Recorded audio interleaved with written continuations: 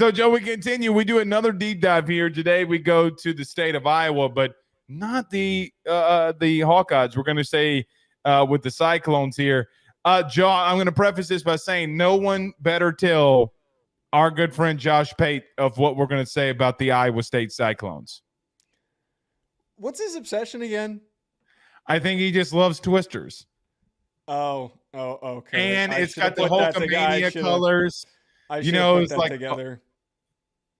I'm an idiot. Hulkamania, twisters. I think that's right up Pate's alley. Well, I'm sorry, Pate. I don't mean to be negative about your favorite team. I don't think it's actually his favorite team, but I remember this. Yeah, you remember this terrible thing. That is easily the worst throwback that I've ever seen, except for those Nebraska had some pretty bad ones.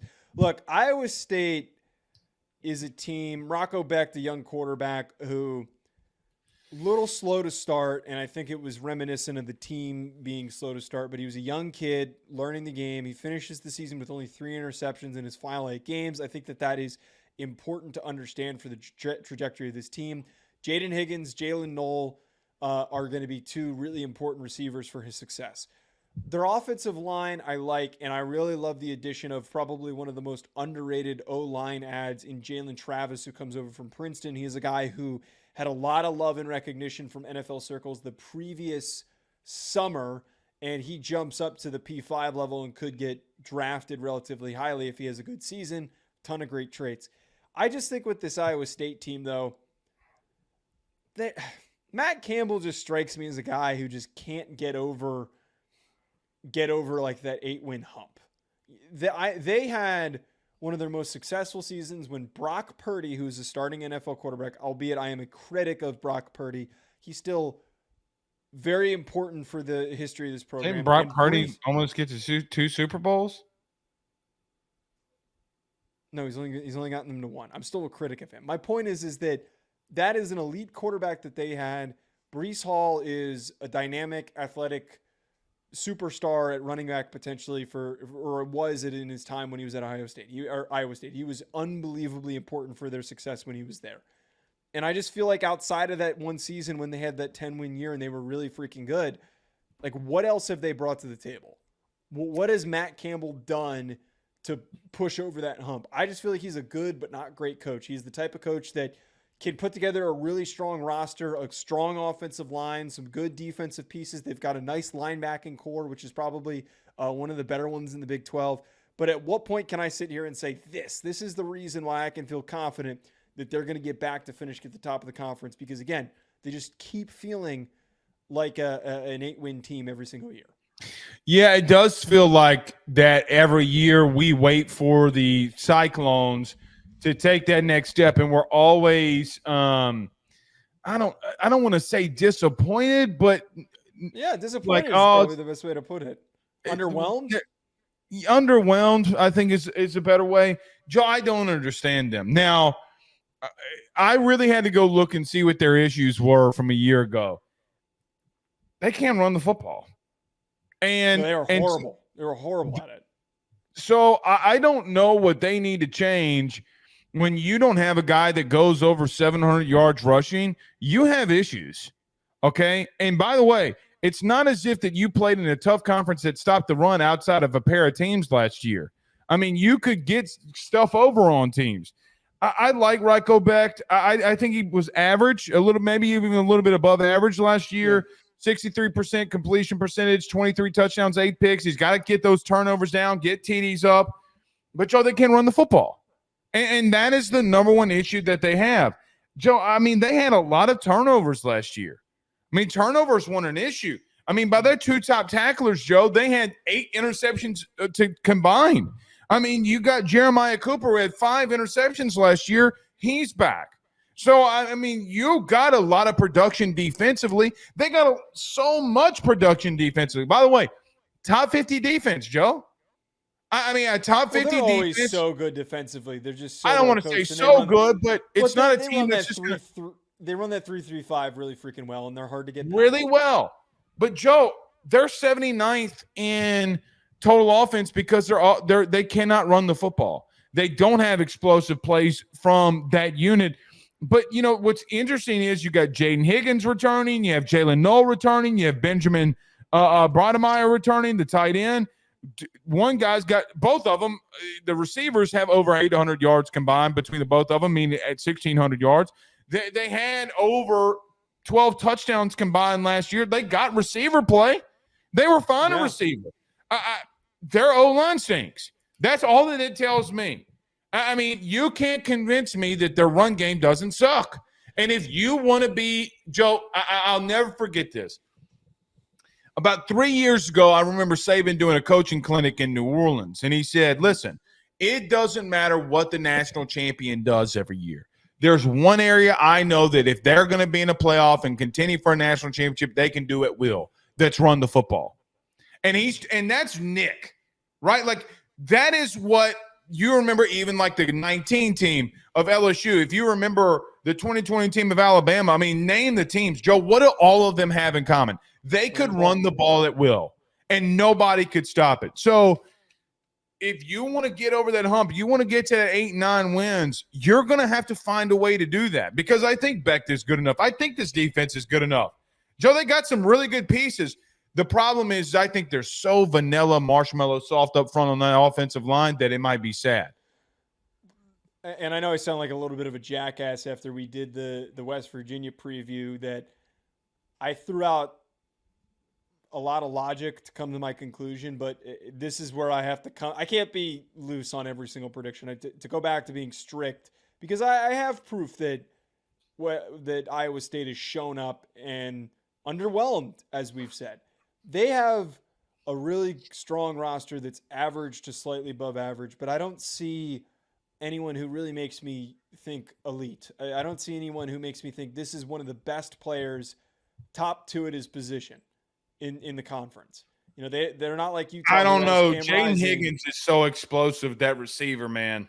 I mean, there's other teams in this conference that have some really, really good dynamic receivers, and like Utah's got a bunch of quality players. I mean, we got to talk about bring up Travis Hunter in that conversation. Like there's a lot of potential production that comes from these other teams that can also move the ball through the air. But when you're talking about the last time that they had their best season in the last 5 years was because they had one of the best running backs in the country.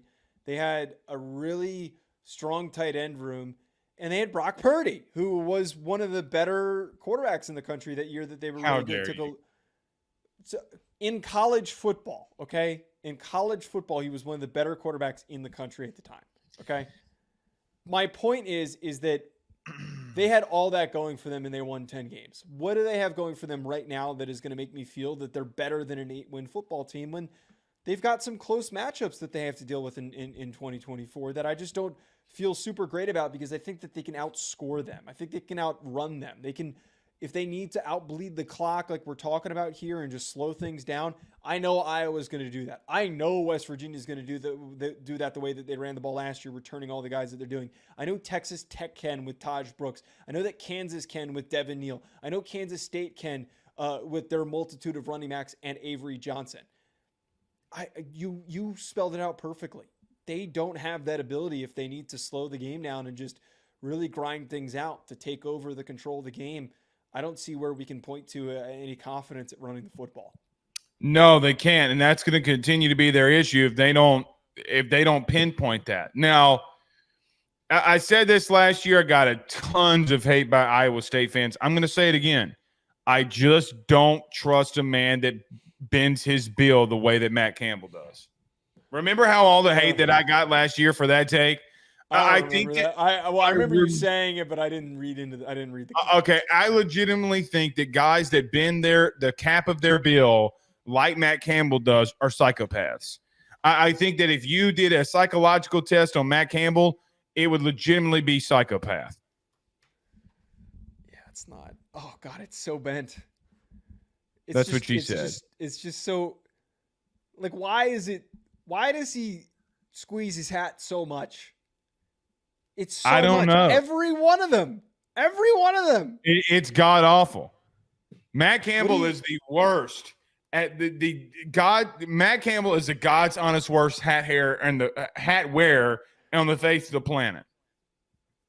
It's also, I think I brought this up last time. What are your thoughts of Ryan Day dyeing his beard? Are you in or out on that?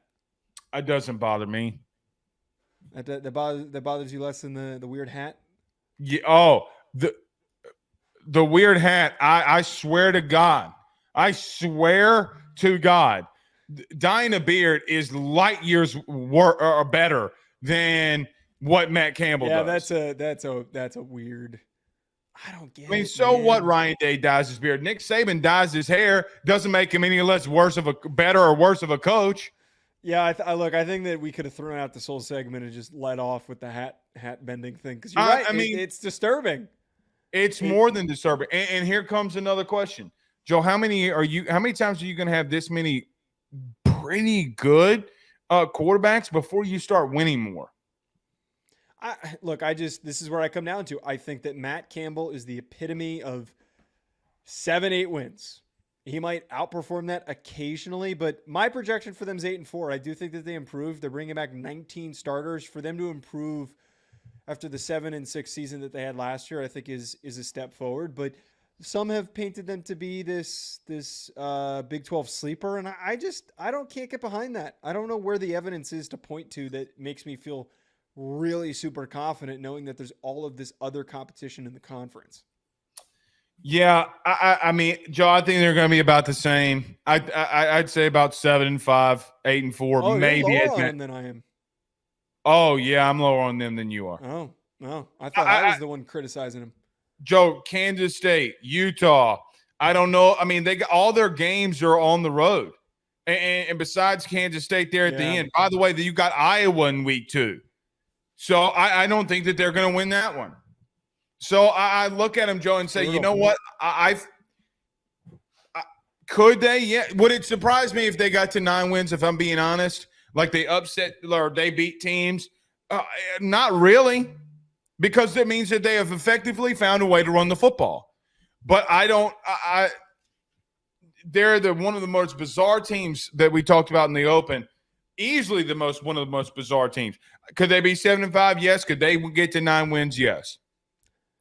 See, I don't feel this is one of the few times I don't feel confident that they exceed that 8-win threshold. I think. Oh, okay. Well, you know what? I'm sticking them right at 8. I'm pinning them right at 8. Okay, completely fine with that.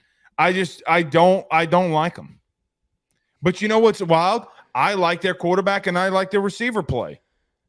Yeah, I like Beck. I'm not going to poo-poo him. I think that that's a shining spot for them to sneak out some of these wins. But you brought up the key point that we didn't really get to in this discussion, which is their schedule's brutal. There are some Big 12 teams that got some really cakewalk situations, and there's teams like Iowa State that were handed a really brutal stretch. Like they have to go through basically the top half.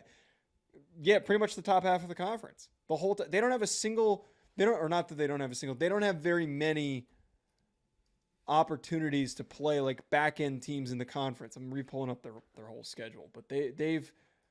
I just had it pulled up. I swear to God. Like North Dakota, they're going to beat, but Houston's not like a total walkover game. Baylor's probably at the bottom end. UCF's got a really good running back room that's going to be tough for them to deal with. Cincinnati, they'll probably beat. They really got a brutal stretch. Who's the BetOnline remains your top spot for all of your live betting action and contests. NFL, college football, UFC, NHL are all in full swing. BetOnline is your number one source for wagering news, odds, trends, and predictions with both desktop and mobile access at any time. Head to BetOnline today and use promo code BELIEVE. That's BLEAV for 50% off your first deposit. That is a 50% welcome bonus. BetOnline, where the game starts.